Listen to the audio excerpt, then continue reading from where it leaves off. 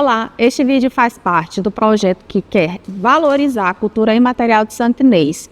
Nós vamos fazer entrevistas com as pessoas que fizeram parte, construíram e desenvolveram sua história aqui em Santo Inês. As respostas das pessoas ajudarão a preservar a cultura, fatos históricos, tradições e todo o arcabouço histórico vivenciado por Santo Inês. Para dar início à série Memórias de Santo Inês, contamos com a participação especial do senhor Erivelto de Souza Belga. Nascido em 16 de julho de 53, em São João dos Patos, ele chegou em Santo Inês em 60 e desde então construiu aqui sua história. Cresceu, se desenvolveu, formou sua família e acompanhou com orgulho o florescer das novas gerações. Senhor Erivelto de Souza Belga, 72 anos de idade, 65 anos só de Santo Inês. Muito tempo, muita história, muita vivência. O senhor lembra como foi que o senhor chegou aqui em Santo Inês, os primeiros momentos, como era a cidade? Nós viemos de São João dos Patos, que é a cidade natal. Foi por uma questão de uma seca que houve, que fez com que meus pais deixassem a nossa cidade natal para chegar até Santo Inês. E é onde fomos recebidos por a nossa padroeira e por todos que fazem a nossa cidade, né? A chegar aqui, meus pais alugaram, no primeiro momento que não tinham como terem comprado, uma casinha, humilde casinha, coberta de palha, tapada de barro. Foi a condição que nos deu no primeiro momento que meus pais tiveram, né? Mas com o trabalho, também já veio a comprar, já aumentou a casa. A chegar aqui, nós deparamos com um pequeno povoado no município de Pindaré.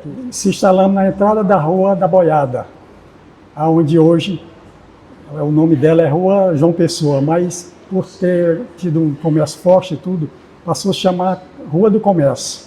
Na Laranjeira, como é conhecido o bairro lá, tinha um laranjal, onde denominou o nome Laranjeira. Era estrada de chão, era chão batido, como nós chamamos mesmo, não havia nem pissarramento, nem nada.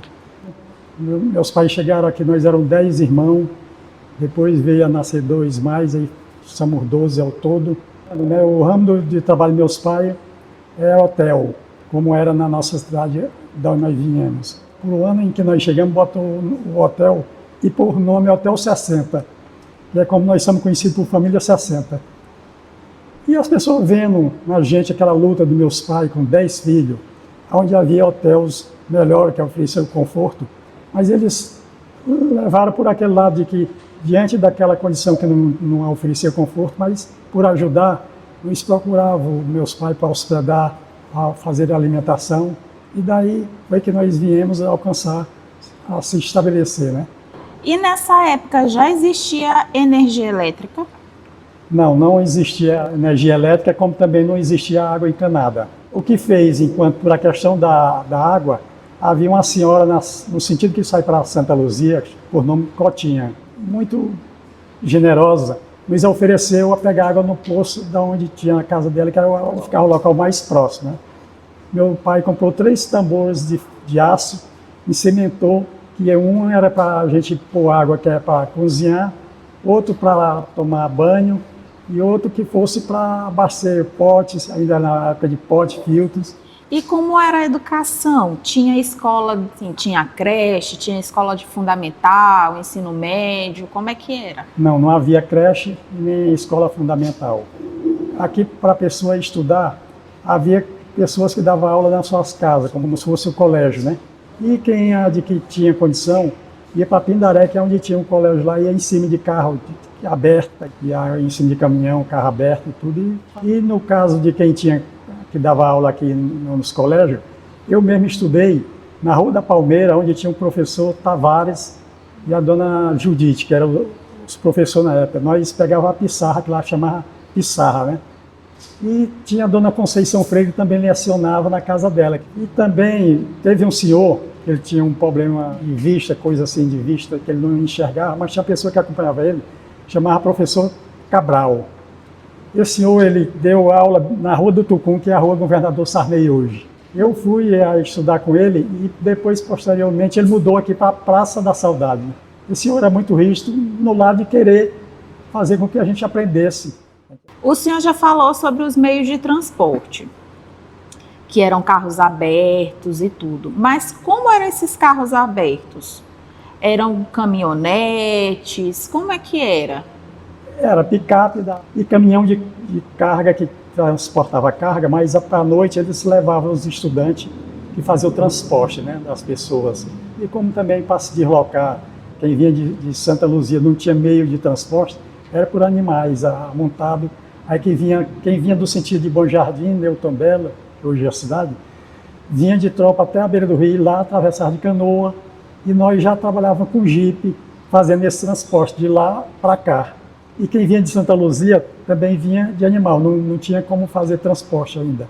E quem tinha por se deslocar daqui para São Luís, para outros centros, pegava a lancha no Rio Pindaré, ali em Pindaré, que saía para São Luís, e tudo que se tinha de abastecimento vinha tudo por o rio. O que se produzia daqui também ia por a lancha também, passageiros também, tudo ia nessa mesma viagem.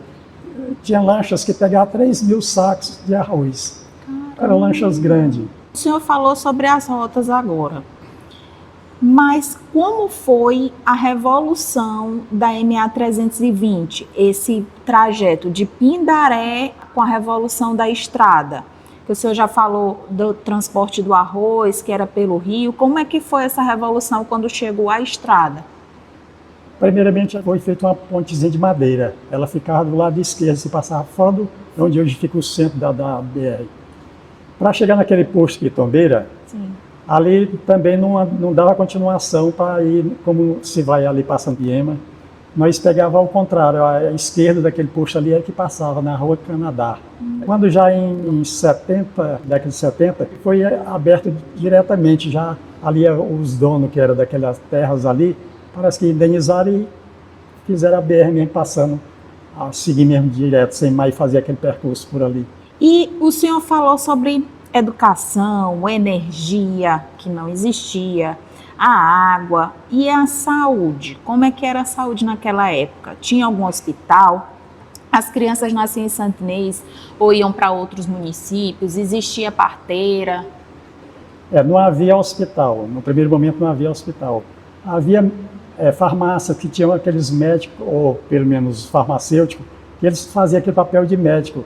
Já dado o tempo de trabalho e tudo, eles já tinham experiência assim por medicar, passar medicamento para a pessoa. E quando a mãe ia ganhar filho, aí não, tinha as enfermeiras aqui, como a dona Vitalina e Vigilina.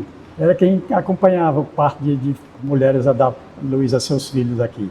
Como não havia médico, também tinha enfermeiros, como tinha um senhor aqui que era boliviano. E esse senhor, ele mesmo era quem abria, costurava e tudo, e daí era quem cuidava. Quando veio a chegar um médico por a primeira vez aqui, tinha o Dr. Hermes, onde hoje é o Mateus e aquele Paraíba lá, tinha uma casa muito além de uma área livre, aí se instalou lá o Dr. Hermes. Depois chegou o Dr. Tenório, um médico também que teve uma clínica, aí já veio ter uma clínica.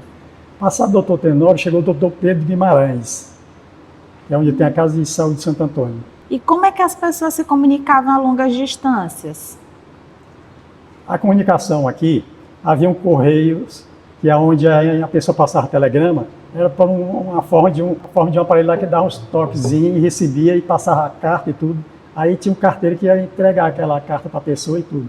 E voltando à questão de meios de comunicação, aqui não se tinha televisão, não assistia televisão, nem rádio local não havia. O que tinha era o voz, que era como fosse uma rádio, fosse uma televisão. Tinha lá uma voz que ele ficava no mastro assim alto, com 6 alto-falantes e tudo. A pessoa fazia aquele programa, por à tarde, tinha horário de passar aquelas músicas, a pessoa passava mensagem de um para outra música, e era assim. Aí veio o Josimar, que era um outro senhor também no ramo de locutor de voz também. Aí ele trabalhou em conjunto com o Tinoca. Aí ele instalou também uma voz bem aqui, ali, uma voz dele. Ele depois estendeu, botou uma na Rua do Fio. Também o seu Miguel, que era um vizinho que também tinha um hotel central em frente ao nosso lá, ele botou também uma voz por nome do locutor, era Miranda. No beco do Cajueiro, tinha um senhor que instalou uma voz também, que era Jefferson, filho do Domingo Mão de Onça. E daí fez essa integração do que nós tínhamos como música daqui, como fosse a televisão, como fosse o rádio, E quando a gente pedir para passar uma música, que fosse para uma moça ou uma namorada, que a gente tinha aquele lado que os pais ainda não queriam aceitar, a gente já combinava com ela e disse, olha, eu vou passar a música para ti por as iniciais, e sabe que foi fulana que passou, que a gente dava as iniciais que ele estava passando também. Não tinha competição entre essas vozes? Por exemplo, eles marcavam um posicionamento, o horário da voz é esse, e o horário da outra voz é aquele, ou então, como eles se integraram e colocavam em cada setor, não tinha competição entre eles? Não havia. Até que eles se davam muito bem. Também, quero até falar que também no Cine Arte Palácio do Seba também tinha uma voz também, que era Cine Arte Palácio, que era o cinema da cidade que veio se instalar aqui. Também tinha uma voz. E o senhor conheceu o termo ponta da linha? Eu cheguei, mas já havia de que tem muitos anos de quando foi fabricada o Engenho Central, né? Que era uma fábrica de açúcar, né? Santo Inês e tudo que pertence hoje a Santo Inês dos povoados era onde plantava cana. E ponta da linha é porque vinha um trem que é onde vinha para colher as canas que as pessoas cortavam e levavam de volta a Pindaré. Os seus pais, eles contaram alguma coisa sobre o Engenho Central logo quando o senhor chegou? Eles falavam de como era o lado do trabalho, né? De que trabalhou até escravo, ainda nessa questão desse trabalho do Engenho Central, por cortar cana. Havia a ferrovia que fazia para cá, passar por Santo Inês e por chamar Ponta da Linha, porque é onde ia até o final e voltava era Ponta da Linha. E depois da emancipação política, quais mudanças o senhor percebeu assim? Foi da água para o vinho.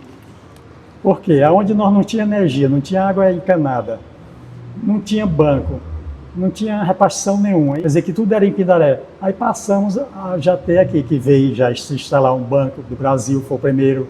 Aí depois, aqui nós tivemos uns telefones instalados aqui, mas local, não era ainda da Telma. Que deu um pane, um problema, veio uns técnicos para ir para arrumar e levar para consertar, daí não voltou mais. E ficamos à mercê dessa situação. Aí veio a instalar o posto de atendimento, né, que era PS que chamava. Aí passamos a ter como comunicar por esses postos de atendimento. A pessoa ficava na fila esperando a vez de fazer uma ligação, ou de quem ligava, tinha uma pessoa que levar. Outra hora a pessoa vai voltar a ligar para estar lá e tudo, que era o Sofona que fazia o senhor trabalha com a familiaridade ali. E agora, os bairros aqui de Santo Inês, quais curiosidades, quais histórias o senhor sabe deles? Foi criado o bairro Nova Santo Inês, depois o bairro Sabaque. E daí foram criando mais bairros, que hoje a cidade chega em torno aí, mais ou menos uns 40 bairros, eu acho que por aí de 20 a 30, 40 bairros já tem hoje aqui em Santo Inês. O Sabaque pegou o nome Sabaque por conta do Benedito Sabaque? Benedito Sabaque Tomé, que era o prefeito, foi o primeiro prefeito eleito da cidade. O senhor falou sobre a Rua da Boiada, que é conhecida por Rua do Comércio, mas o senhor falou o nome real dela. Rua João Pessoa. Como era a Rua João Pessoa naquela época? Mesmo por andar a pé não era muito bom, porque ela era de chão, e quando chovia havia muita erosão, escavava e tudo. Para chegar ali onde hoje tem as lojas americanas, até depois do Paraíba, que há sempre aquela questão daquela diferença de nível ali havia um areal muito grande. Quando chovia, a água subia como sobe até hoje, porque construíram a vazão da água, já não tem mais como escoar, e aí o que faz que aí entra hoje nas lojas. Mas a gente tinha como passar era ali. E voltando na Rua da Boiada, é porque quem tinha gado que morava para cá, para o sentido do centro, que atravessava para o outro lado, é porque ia levar para botar nas soltas, onde tinha pasto e tudo, e levava e passaram a chamar Rua da Boiada. A pessoa tocava os animais e tudo, os gados. E nós, por se abastecer, também fazia esse trajeto. A mãe vinha muito cedo para o mercado aqui, onde hoje o mercado é de lá da igreja matriz. A mãe vinha, fazia a compra e voltava. E nós, após ter feito já o transporte de água para encher os tambores e tudo, a gente vinha pegar água. Nós descia com um quarto de carne, enfiado no pau, um na frente e outro atrás, para chegar lá no hotel. E o senhor falou agora da matriz, né? Nessa época que tinha o mercado, tinha a igreja matriz, já era a Praça da Matriz? Já tinha a movimentação ali, festa, encontro ou não? Com a igreja, tiraram o mercado, foi mudado para a Rua do Mercado, ali onde fica aquele colégio batista. Lá mais embaixo aí passaram a chamar Mercado Central, né? O municipal, é uma coisa assim, mudou para lá. Aí não, aí aumentou a área da igreja. Aí já passou a pessoa a ter mais acesso para que pudesse reunir, né? Se vinha para lá, tinha as festas da igreja, teve como aglomerar mais pessoas, porque já o mercado já foi tirado de lá. Aí passou a ser um local onde se reunia, era em frente à igreja, por ali próximo. Teve confusão para sair esse mercado de perto da igreja para ir para lá ou não? Foi tranquilo? Não, não houve. Foi uma coisa de acordo, as pessoas concordaram e mudou, né? Ali para chegar onde fica aquele prédio predial João Rolê ali, onde tem a avenida ali, que é Luiz Muniz, que antes era Alexandre Costa, ou Sarney ali, foi mudado por nome de Luiz Muniz por causa do hotel, que ele é um dos moradores primeiro aqui da cidade e botou hotel, né? E ali eram como fosse hoje aquelas bancas que ficam na Rua do Comércio, eram os camelô, era tudo ali, bancas ali que vendiam ali, de tudo ali. Aí quando passou a cidade também tiraram ele de lá e construíram a avenida. E o senhor falou sobre Nova Santa Inês e Sabaque. Esses bairros foram os primeiros, mas assim, depois deles, teve algum bairro que cresceu mais rápido, assim, que teve uma mudança muito rápida? Teve o bairro Santa Cruz. Ele foi um bairro que desenvolveu muito rápido também. Por a localidade, é bem elevado. E o senhor já falou várias vezes de vários hotéis. Como é que era esse fluxo de hotéis, pousadas, turismo na época? Quantos hotéis? Como é que era? Pindaré era a cidade, só tinha um hotel, Hotel Central. Ficava lá no centro, onde tem aquela praça onde tem a biblioteca, ficava de lá do Hotel Central. E hotel, o forte era em Santa Inês. Por quê? Meus pais tinham um hotel que chamava Hotel 60. Seu Miguel Alves Bezerra tinha um hotel que era o Hotel Central. No sentido da saída de Santa Luzia, tinha um Hotel Marreca, que era o Doutor Marreca, que era um senhor que era carinhosamente chamado Doutor Marreca. Já na continuação da Rua da Boiada, ou Rua do Comércio hoje, tinha o Hotel São Francisco, que era da Dona Francisca. Aqui já para chegar onde tem a Eletro Mateus, ali tinha um dormitório do Zé Abreu. Não era hotel, era um dormitório. E tinha o Hotel Muniz, que ele é um dos primeiros também. E tinha um Hotel São Domingo aqui de trás da igreja. Eram esses hotéis. Aqui foi um povoado que o povo viu, que parece que tinha tudo para que daí alavancasse, né? E chegou ao ponto que chegou. Vamos para a parte agora de cultura, esporte, arte e tradições. O senhor lembra das festas mais tradicionais de Santa Inês? Primeiramente veio por as festas que eram realizadas pela Igreja Católica, né? Que é os festejos, né? Depois dela veio as festas de carnaval, que tinha blocos de carnaval, eram 3. Era bloco carnavalesco União da Mocidade, que era a Dona Zima, que mora bem aqui na rua, a Dona Zima ali, foi em homenagem a ela. Ela era baiana da escola União da Mocidade. Tinha outra escola que chamava Carnavalesca Canarinha do Samba. Tinha outra favela, que era aqui da Rua do Tucum, que é a Rua do Governador Sarney. Eram essas 3 escolas que faziam a nossa alegria de festa e tudo que a gente se vestia. E quando é que surgiu esse arrastão ponta da linha? O Orlando foi quem criou essa ponta da linha, porque arrastão é o povo em si, a massa que acompanha, e o trio é como se fosse o trem, arrastão ponta da linha. E o senhor lembra, assim, na época de grupos de teatro, dançarinos, assim, músicos, poetas, artistas da época, assim, os primeiros? Havia umas pessoas aqui que eram muito voltadas para esse lado, era a Dilson Silva Leite, a Diná Silva Leite e outras pessoas que faziam, mas bem que esses eu lembro, eles que faziam peça de teatro, fazia também aquelas peças de ensinação da Semana Santa. E voltando à questão de que havia também, os jovens se reuniam e tinha uma questão de festival de música. Eles também faziam parte como outros, e daí surgiram até pessoas que veio gravar compacto, que se tornaram cantores, como o Gilberto Brito, tem o Vicente Teles, Lorival Tavares, Milton Bandeira, Raimundo Soldado, que era um sanfoneiro e depois se tornou cantor. Teve alguma manifestação assim local que o senhor acha que representa Santo Inês? Eu gosto muito desse lado. Quando há os festejos da igreja, as festas que havia, o ano de carnaval que hoje há, isso aí leva todo mundo também por esse lado. As festas juninas. E sobre os esportes, existia algum esporte que representava a cidade? Havia 3 locais onde havia jogos de futebol. Primeiro eu vou falar por o time que eu torço por ele, do Vasco.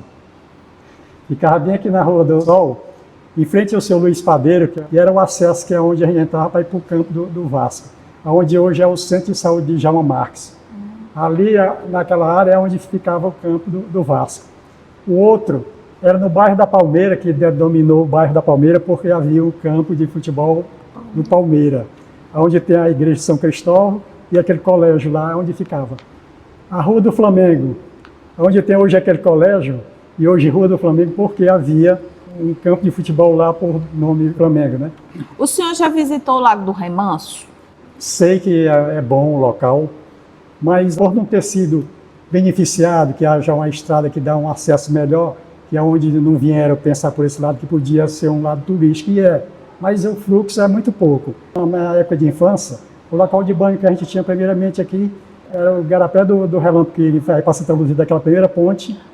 O segundo a ponte, que é o garapé da Encruzilhada. O terceiro local de banho é como quem vai para Bom Jardim, que tem aquele retorno ali, onde retorno tem, logo na frente ali tinha uma ponte também, era onde a gente tomava banho. E depois veio o quê? A beira do rio, que havia, que a gente tomava banho lá no beira do rio, que chamava Rio Pindaré, né? Beira do Rio Pindaré. Quando com a construção da BR, aí o exército mudou para o Bambu, aí passou a ser Praia do Bambu lá. Mas também já havia o Açúcar. Aí surgiu o Açúcar, a gente passou a ir para o Açúcar, e também Pindaré, era esses. E o senhor acha, assim, a Praça da Matriz hoje, qual é a importância dela para a cidade?